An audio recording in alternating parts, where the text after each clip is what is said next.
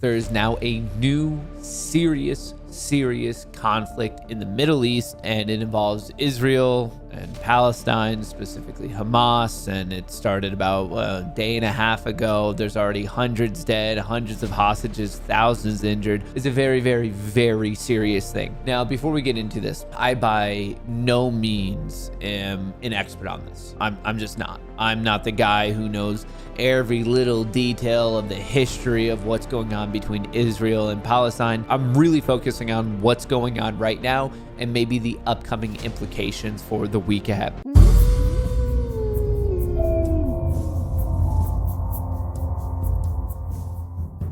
Stocks sink across Mideast as Israel goes to war with Hamas. And I believe on the northern side, you have Lebanon, and they have a group that is kind of, once again, a proxy group for Iran.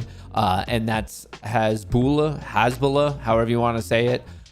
So that is another thing I'll get into. But even right now, the US market, you could check this out. The weekend Wall Street, this is using a lot of macroeconomic things to predict where the stock market's going to open up, because right now, at least at the point that we're talking about this, the market's not open, but they're expecting the Dow to drop 200 points at open. Not looking good right now, but obviously the futures market opening up at 6 p.m. ET. So just want to cover that. Just obviously massive impact on the market. And the one thing that a lot of people are talking about is oil. Knee-jerk surge. Oil experts predict market impact of Israel-Hamas conflict. I do appreciate how some news outlets are going out of their way to specifically call it Hamas and not Palestine, because it is a subset of Palestine. It's a Palestinian militant group. It's not Palestine as a whole. I want to drive that point home to everyone. The overall impact on oil markets from the attack on Israel by Palestinian militants Hamas will likely be limited, provided by conflict does not escalate further, energy experts said. We may see a knee-jerk surge in crude prices when the market opens on Monday. Technically, it's opening up in about, 4 hours, 5 hours. Both Israel and Palestine are not major oil players, but the conflict sits in a wider key oil production region. Analysts say, warning that it has the potential to conflagrate further, as in just get worse. Obviously, that's not a big brain call out. As Israel-Hamas war rages on, oil traders focus on Iran. So with this, there's a lot of context and everything going on here. So I just want to put this out here for now.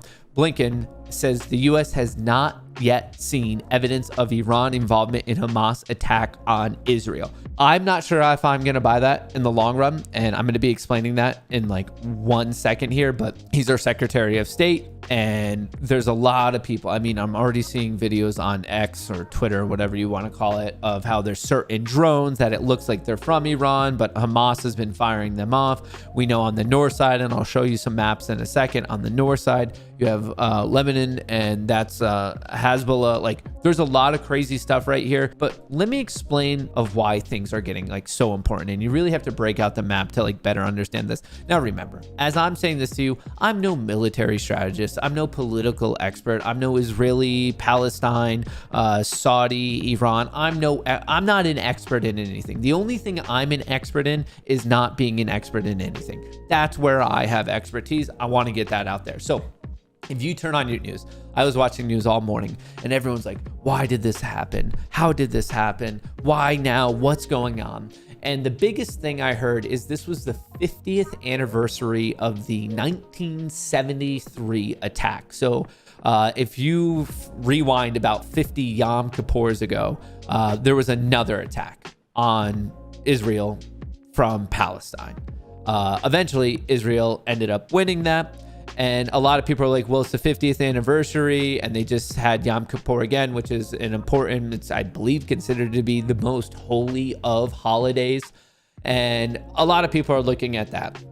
Or if you specifically follow the news from this region, it's news, but it's not new news. It's the same type of news that goes on all the time, is specifically on the Gaza side. I believe it's on the Gaza side, that there's still complaints of Israeli military encroaching on territory they shouldn't be encroaching on. So are they pushing the bounds of what's their region? Yeah, probably, but it feels like that's always been the fight.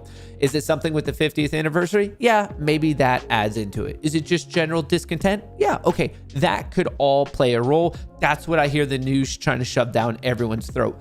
But that one CNBC line made me do a bit more of a deep dive, and I think this is what's actually going on. Talking about the Israel-Saudi normalization, and this is a big agreement that, as it was bringing up, the water might be thrown onto it. So let me explain what's going on here. The problem, if we were to believe the CNBC article, isn't necessarily what's happening here with Israel. And then just so you guys know, Gaza Strip, this is Palestine. And then also West Bank right here, this is also Palestine. And just for the point of this conversation, to the north of it, we have Lebanon. And that's where Hezbollah is, who's basically in cahoots with these guys. All the way over here, Iran. Another thing I want to bring up of Iran, which is to the east, is this group does not get along with this group, Saudi Arabia. They are not friends. And when you're talking about not being friends, it's particularly important to bring up when one of those people that doesn't like the other people now has nuclear power. Iran has nuclear power. Saudi Arabia, to my understanding, is like, yo, we don't like those guys. They're one Persian Gulf width away. Not good. US, are you cool if we want our weapons too, just in case these guys decide to pop off and attack us? And then the US was basically like, yeah, we're gonna let you have your nuclear weapons so you could defend yourself, but we want our oil for dirt cheap forever. And on top of it, you better freaking promise to not ever use those weapons on Israel. And everyone's like, okay, we can deal with that, because Israel, Saudi Arabia, they're not the best of friends. I mean, obviously, there's a lot of cultural difference. There's a lot of historical things going on there, but they dislike Iran far more than they dislike Israel. So they're like, okay, we'll do that. We're going to get our nuclear weapons. You're going to allow us to have ours so we can defend ourselves against Iran. We're going to give you oil cheap for basically forever. And we're also going to get Israel to really have normalization with the Arab world. And obviously Saudi Arabia isn't the only one that gets to like call the shots on the entire Arab world, but they are arguably the most important one. So whatever they decide to do, everyone else is also going to decide to do. So it's a multi-way agreement that Israel comes out a little bit more stability to the area. Saudi Arabia is like, okay, we get our weapons, and the US is cool. The world calms down and we get oil for cheap. So who gets screwed over in this process is obviously Iran, and you could also argue Palestine. So as this was all happening, Iran popped off and said, no. What we want to happen is a three-way agreement between Iran, these guys all the way over here, China, and Saudi Arabia. So everyone's like, okay, well, it does seem as if the first deal is going to go through, the agreement between Israel, Saudi Arabia, and the US. It seemed like that was the one. And the reason it seemed that way is the UAE already signed on.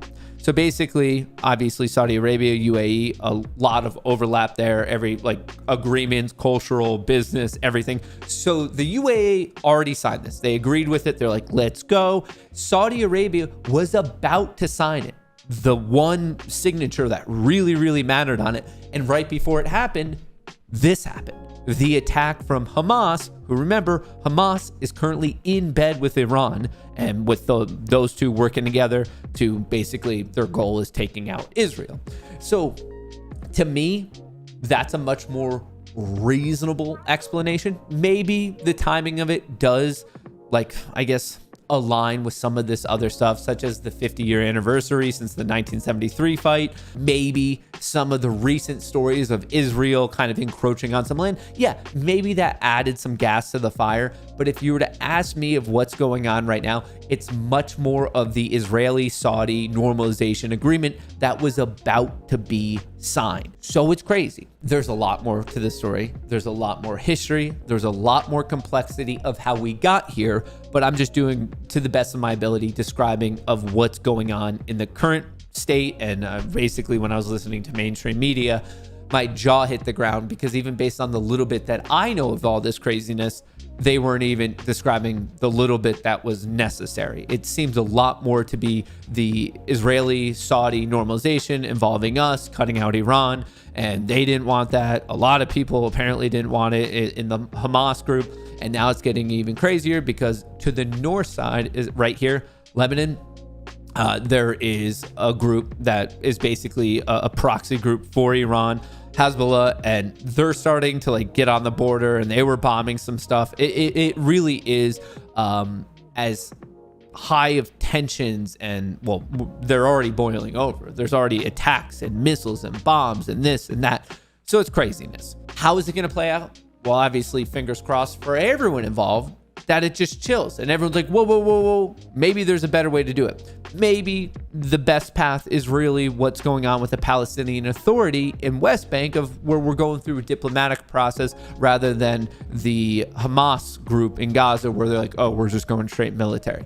I hope that happens. I very much hope that happens, because there's lives on the line. There's already been hundreds of lives lost. There's already been thousands of people injured. There's already been hundreds of people captured, and they're currently just there as hostages. This is a crazy, crazy situation. Now, obviously, without being cold, I want you guys to know that for me personally, and I think for all of us, that we all admit the human aspect of this is the most important thing. But clearly, beyond the human aspect, there's also going to prompt more global political volatility and global market volatility. As I already showed you with the weekend warrior thing, they're predicting the market comes down. We're already seeing some of the markets that are open, they're not doing so well. And it's all intertwined, so it's important to pay attention to it. And let me just show you the market here. Yeah, on Friday, we had a nice recovery. Do I think it's going to hold after all these developments? No. I mean, obviously it might. I didn't think the market was going to go up this much on Friday. So I don't know, 50% of the time I'm right, 100% of the time I don't think it's going to personally hold. I do think that after oil vomited so much just now with these, and people are like, uncertainty, like, okay, what's the supply going to be? What's the demand going to be? I wouldn't be surprised if this starts to pop up a little bit. I'm not necessarily calling for the biggest oil rally ever. I'm not necessarily calling for the largest stock market sell-off ever. But those are just the generic ways that I'm leaning. So just wanted to explain that.